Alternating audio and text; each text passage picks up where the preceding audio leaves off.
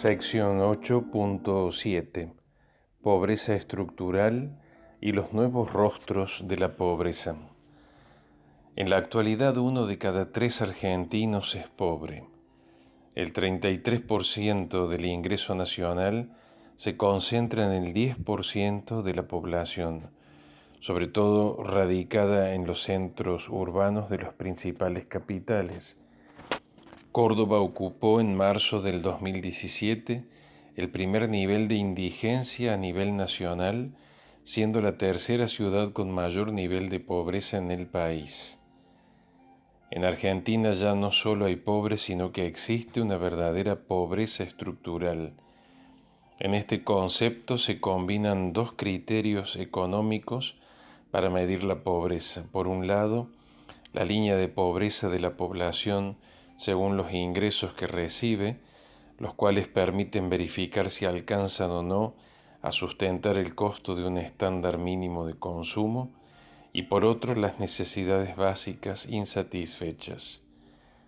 En la pobreza estructural están comprendidos los trabajadores desocupados, los que trabajan en negro o tienen un empleo regular sin aportes, los subempleados que tienen esporádicamente trabajo de manera inestable y precaria, los trabajadores ocupados que tienen un empleo de baja calidad que no les alcanza para vivir, los que viven de subsidios estatales, los jubilados que perciben la jubilación mínima, los pobres, los indigentes, los excluidos y los explotados por la trata laboral.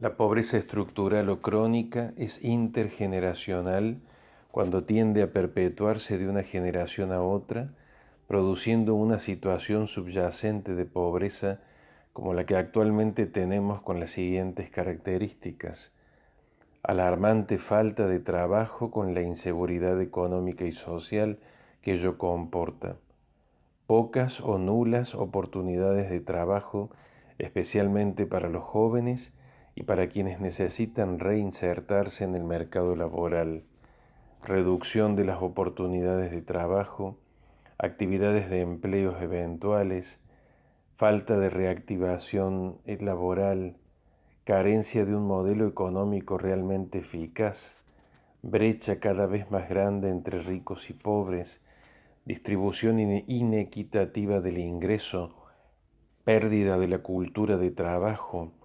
asistencialismo social, degradación de la educación pública y su consecuente pérdida de saltos sociales significativos de progreso y bienestar, banalización de los valores, justicia, honestidad, transparencia, vocación de servicio, etc., instalación de la corrupción, el oportunismo y la impunidad, fragmentación de la sociedad en segmentos sociales con conductas y gustos disímiles, deterioro y pérdida del espacio público como lugar de encuentro social, desvalorización de las instituciones intermedias, religiosas, deportivas y culturales, diversificación de los bienes y servicios destinados al consumo de segmentos totalmente diferenciados, masificación de un estilo consumista y adictivo de las conductas sociales, incremento de la inseguridad, la delincuencia y la violencia, ruptura entre la sociedad y el sector dirigencial, necesidad de una justa y equitativa distribución de la riqueza, falta de acceso a los servicios básicos, reducción de los salarios reales, brecha tecnológica como índice de inclusión sociocultural y económica, presencia creciente de la economía informal, impacto de la inflación, reclamo por el crecimiento de la economía y el aumento de la productividad, etc.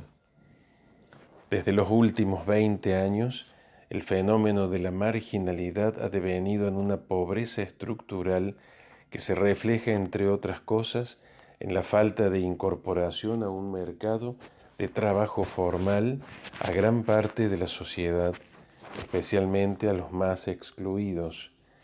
La inequidad distributiva aumenta la desigualdad y la pobreza extrema, indigencia, generando violencia. La inclusión y la inserción sociolaboral solo se dan en la medida que se ofrecen empleos de calidad. La pobreza genera además problemas de migración por causas socioeconómicas, produciendo desintegración familiar, desarraigo, inseguridad, discriminación y explotación sin amparo de las leyes laborales y sin seguro social. Salir de la pobreza estructural que azota a Argentina, afirman sociólogos y economicistas, llevará al menos una o dos generaciones.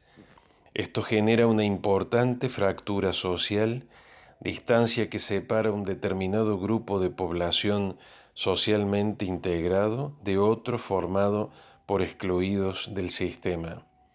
El trabajo por la inclusión social exige que todos tengan posibilidades reales de una vida mejor gracias al esfuerzo del propio trabajo y el desarrollo personal. Es indigno que alguien no despliegue sus capacidades para la sustentabilidad de su propia vida o de su familia debido a las condiciones socioeconómicas del entorno. Es una prioridad el acceso al trabajo por parte de todos. Cualquier ayuda estatal o privada debe ser siempre una solución provisoria para resolver urgencias. El gran objetivo debe ser siempre permitir una vida digna a través del trabajo. Laudato Si 128. En este panorama todos debemos aportar. Le compete al Estado un papel activo y creativo, favoreciendo una economía generadora de trabajo por encima del beneficio personal o sectorial y de la libertad de mercado.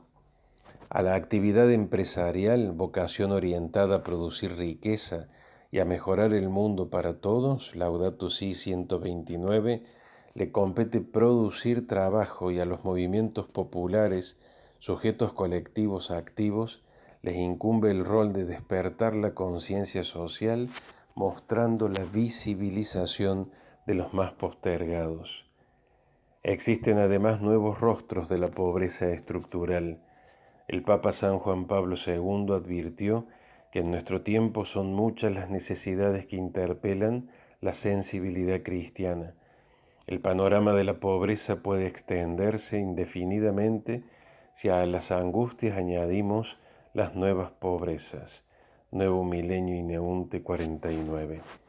Hoy la pobreza asume los rostros de diversas minorías económicas, étnicas, religiosas, sexuales, sociales, etc., como también a los excluidos del sistema, los desclasados que experimentan toda indigencia, los refugiados, los explotados, desempleados, los desaparecidos en democracia, etc., los que padecen cualquier estigma o invisibilidad social por no reconocimiento de sus identidades o de sus derechos.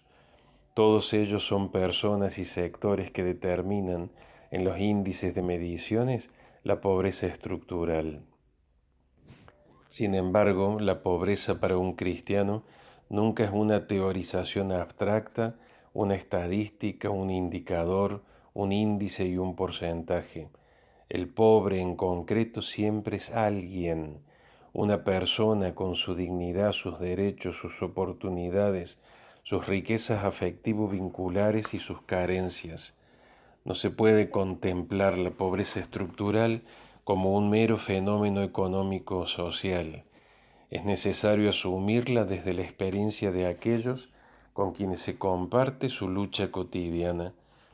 Los pobres no son una categoría socioeconómica. Somos pobres también nosotros y muchos otros que no siempre consideramos vulnerables sociales, personas con capacidades diferentes, personas privadas de la libertad, enfermos, ancianos solos, niños por nacer, pequeños abandonados, mujeres golpeadas, víctimas de la violencia y de la inseguridad, etc. Todos somos habitantes de alguna periferia humana.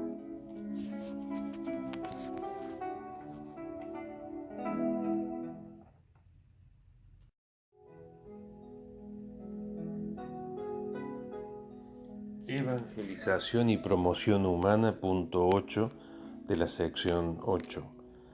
Desde el concepto de evangelización integral, la promoción humana es un aspecto implicado en el anuncio del Evangelio.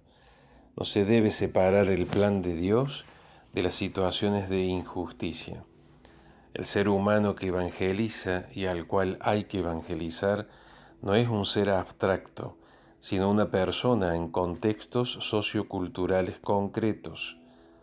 El anuncio del Evangelio no solo para los pobres, es también y fundamentalmente para los responsables del liderazgo de la convivencia social, económica y política. Desgraciadamente, en pueblos de arraigada fe cristiana se han impuesto estructuras generadoras de injusticia. Documento de Puebla 437.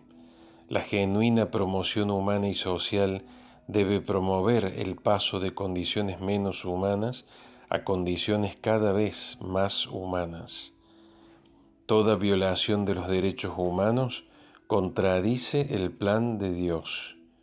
La Iglesia, al proclamar el primer anuncio del Evangelio, protege el fundamento más profundo de los derechos humanos y no se arroga una tarea ajena a su misión, sino por el contrario es coherente con la exigencia esencial de su competencia evangelizadora.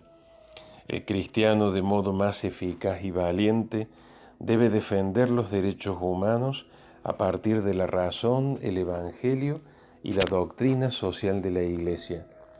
Es preciso comprometerse en la defensa de los derechos individuales y sociales del ser humano, de los pueblos, de las culturas y de los sectores más marginados, participando con discernimiento en organismos de diálogo y mediación y también en instituciones de apoyo a las diversas clases de víctimas, propiciando la superación de toda injusta discriminación por razón de raza, nacionalidad, etnia, cultura, sexo y credo, procurando eliminar todo odio, resentimiento y venganza y promoviendo la justicia, la reconciliación y la paz. La conciencia de los derechos humanos ha progresado y requiere mayor participación ciudadana y apoyo jurídico. También se registran nuevas violencias, frutos de la intolerancia social, el narcotráfico, el terrorismo globalizado, la delincuencia, la discriminación de grupos étnicos, la extrema pobreza, la violencia familiar, la violencia de género, el maltrato infantil y las estructuras económicas injustas que originan grandes desigualdades. A este horizonte se suma la grave crisis ambiental y ecológica que vivimos. El crecimiento económico y las propuestas de desarrollo social no pueden disociarse del criterio ético y ecológico. Es preciso reeducar a favor del valor de la vida en ambientes saludables para todos y en la interdependencia de los diversos ecosistemas, materia prima de muchas producciones.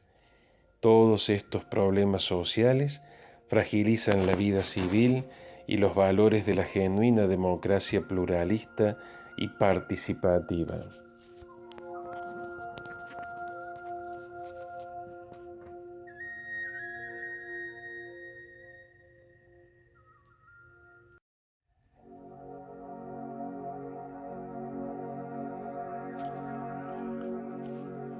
Sección 8.9. Una iglesia pobre y para los pobres.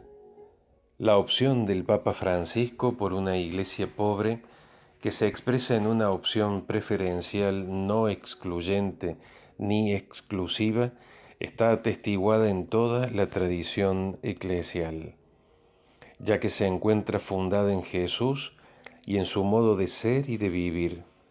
En el Evangelio siempre están presentes los pobres y la pobreza. Jesús no idealiza la pobreza, ni siquiera en las bienaventuranzas, ni tampoco desdeña la riqueza.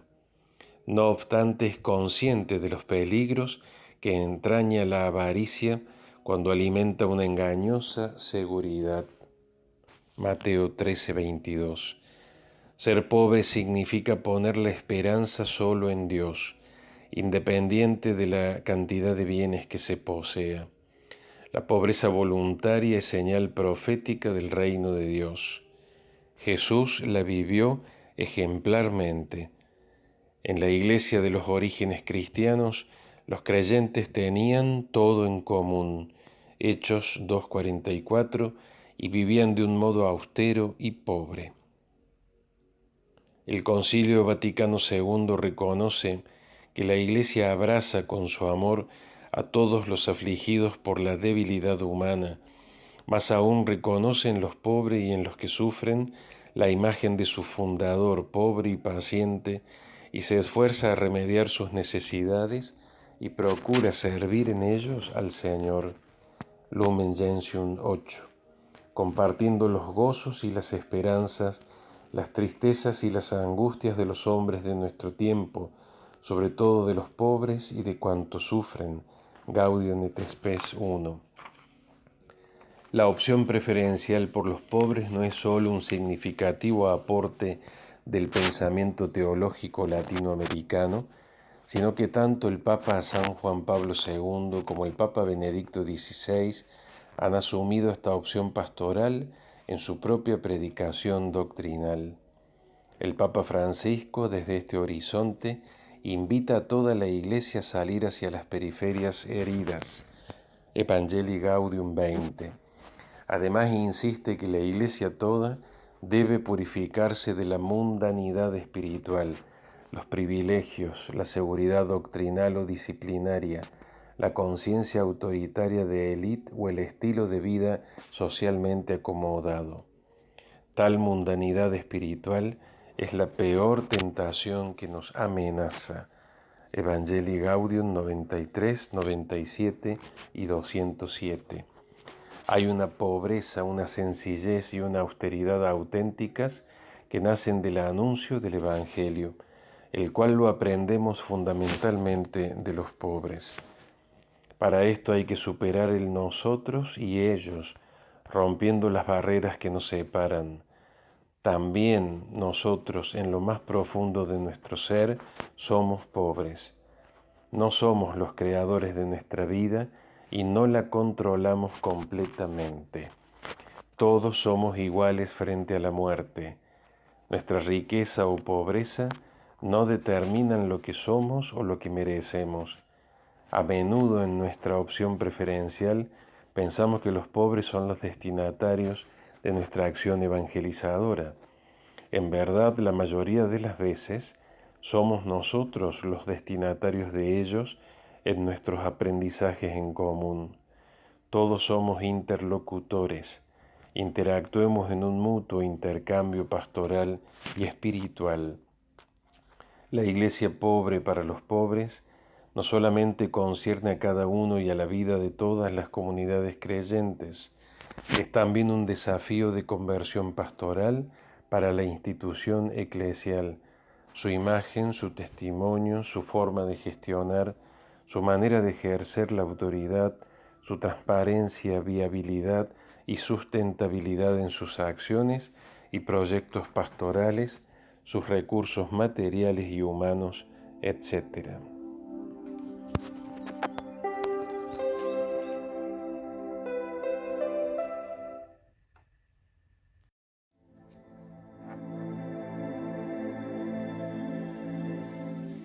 Sección 8.10. El dramatismo de la extrema pobreza, las nuevas esclavitudes. El Papa Francisco ha hablado sobre las nuevas esclavitudes de este siglo y nos recuerda que la abolición histórica de la esclavitud como estructura social es la consecuencia directa del mensaje de libertad llevado al mundo por el Señor Jesús con su programa de las bienaventuranzas. En la actualidad tenemos un sistema económico global dominado por el lucro, en el que se han desarrollado nuevas formas de esclavitud, en cierto modo peores y más deshumanas que las del pasado, a las que todos estamos llamados a denunciar y a combatir. Muchas veces estas formas nuevas de esclavitud son protegidas desde las instituciones que deberían defender a la población. Son flagelos como el trabajo forzado, la prostitución, el tráfico de órganos y el comercio de la droga. Estos son verdaderos crímenes de lesa humanidad que deben ser reconocidos como tales por todos los líderes religiosos, políticos y sociales, además de ser plasmados en las leyes nacionales e internacionales. Hay que liberar a la humanidad de las nuevas esclavitudes y del crimen organizado. En esto la labor de los jueces es fundamental. Sin justicia no hay paz social. Los jueces están llamados a dar esperanza, que la injusticia que atraviesa este mundo no tenga la última palabra. Uno de los más grandes males sociales de hoy es la corrupción en todos los niveles, la cual debilita cualquier gobierno, la democracia participativa y la actividad de la justicia. Hacer justicia no es buscar el castigo por sí mismo, sino que cuando caben penalidades, que éstas sean dadas para la reeducación de los responsables, de tal modo que se les pueda abrir una esperanza de reinserción en la sociedad. No hay pena válida sin esperanza. Una pena clausurada en sí misma, que no dé lugar a la esperanza, es una tortura, no una pena. Las nuevas emancipaciones que debemos conquistar para una mayor dignidad nacen de la erradicación de las deudas sociales que aún padecemos. Por ejemplo, la pobreza estructural que genera exclusión y marginalidad y se constituye en causa fundamental de toda violencia. Las brechas sociales que generan división.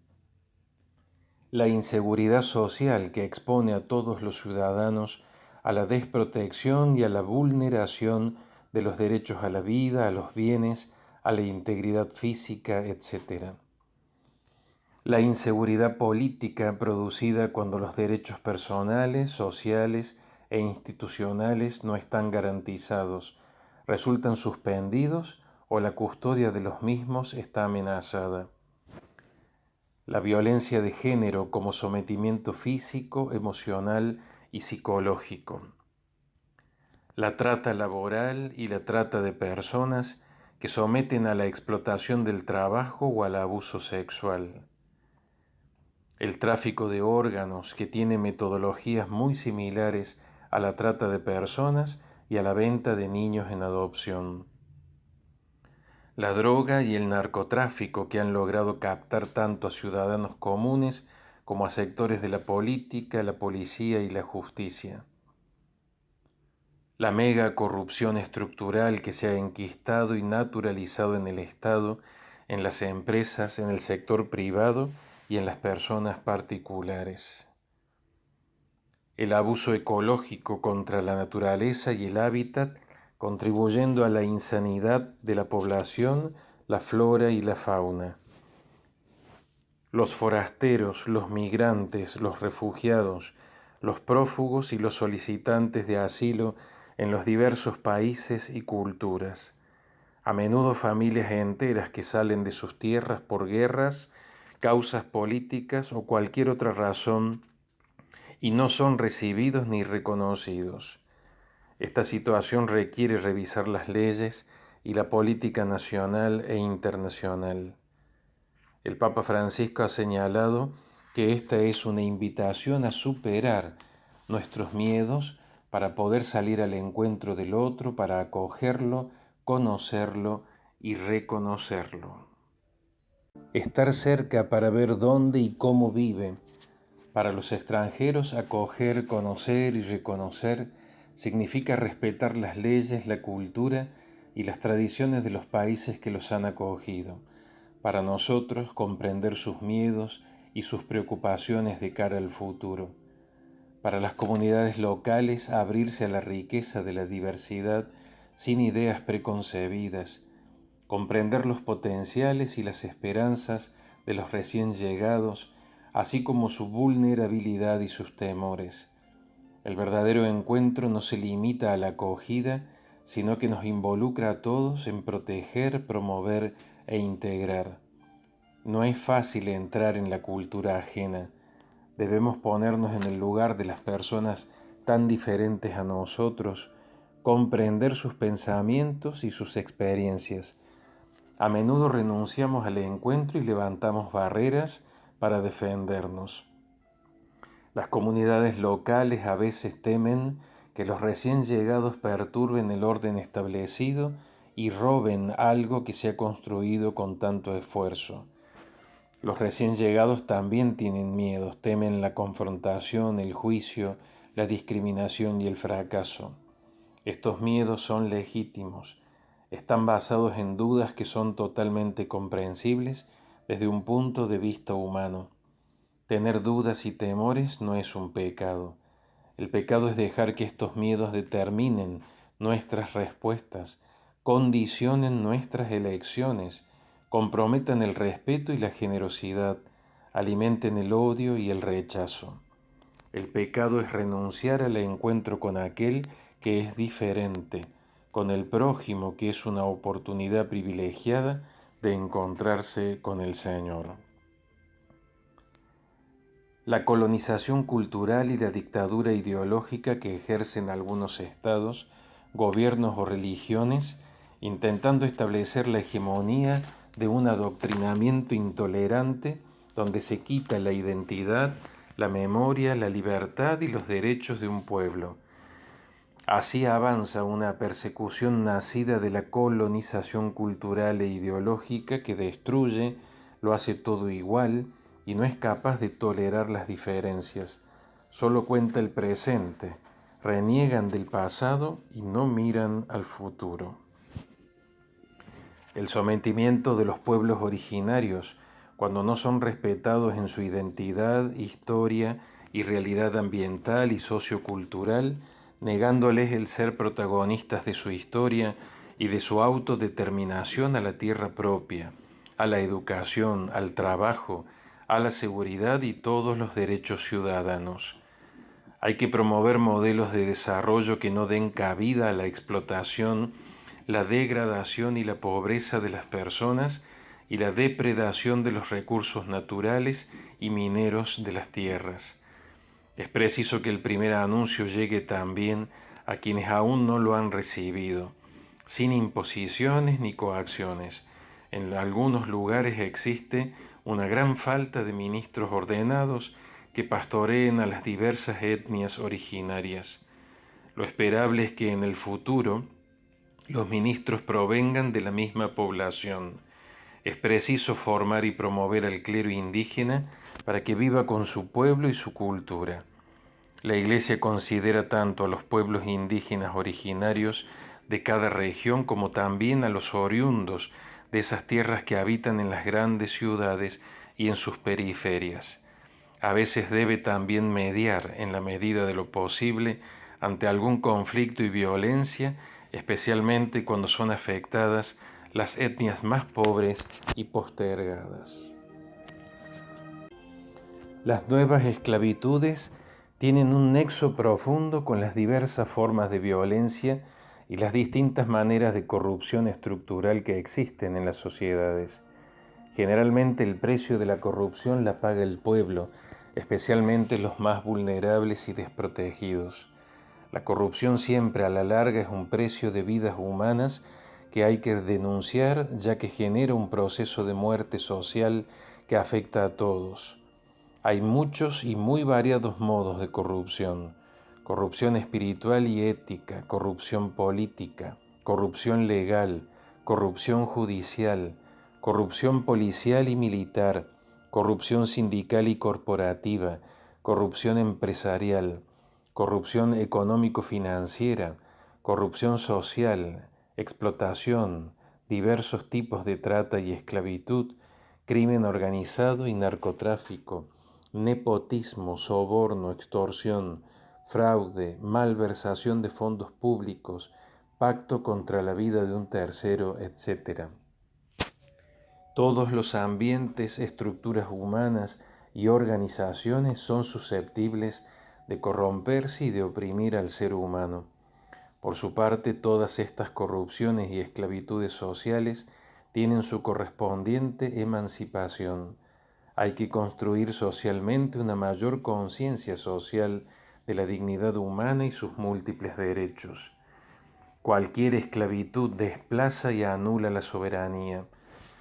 En la antigüedad y en muchos casos también hoy, los desclasados, los despojados y los esclavos no son considerados personas o ciudadanos, sujetos de derecho personal o social. Cuando la sociedad abandona en la periferia a una parte de sí misma, no hay programas políticos ni recursos policiales o de inteligencia que puedan asegurar indefinidamente la tranquilidad. No solo porque la inequidad provoca la reacción violenta de los excluidos, sino porque el sistema social y económico es injusto en su raíz. Evangelii Gaudium 59. Hay que crecer socialmente estableciendo nuevas emancipaciones. Existen esclavitudes globales que requieren ciudadanías aún por conquistar para procurar un mejor presente y dejar un legado de mayor calidad de vida a las próximas generaciones. Las actuales esclavitudes manifiestan el rostro más dramático y extremo de la pobreza, donde las personas son sometidas, arriesgando su vida, su dignidad, su integridad física y moral y todos sus derechos humanos básicos, convirtiéndolos en descalificados y perdedores, descartados y desclasados, que padecen los terribles efectos de la cultura del descarte, que lleva a tantos hermanos y hermanas a vivir excluidos, en una exclusión que hiere en la propia raíz y en la pertenencia a la sociedad donde viven. Los excluidos no son explotados, sino residuos, sobras. Evangelii Gaudium 53. No podemos ni debemos ignorar este panorama como un desafío urgente de rescate y de evangelización. Las situaciones de dolor e injusticia que a diario se repiten nos pueden generar la tentación de huir, de escondernos, de zafar.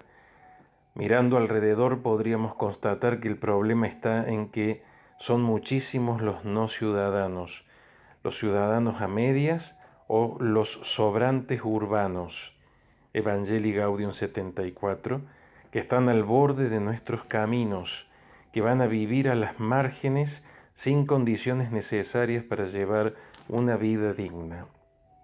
Duele constatar que muchas veces entre estos sobrantes humanos se encuentran rostros de tantos niños y adolescentes. Se encuentra el rostro del futuro, y al ver estas cosas se termina provocando un espacio de huida y desconfianza, un espacio para la indiferencia que nos transforma en anónimos y sordos ante los demás, nos convierte en seres impersonales de corazón cauterizado. Como lo señalaba Benedicto XVI, la grandeza de la humanidad está determinada esencialmente por su relación con el sufrimiento y con el que sufre.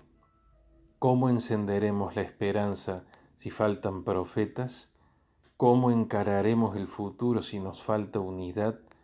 ¿Cómo llegará Jesús a tantos rincones si faltan audaces y valientes testigos? Hoy el Señor te invita a que seas su discípulo misionero.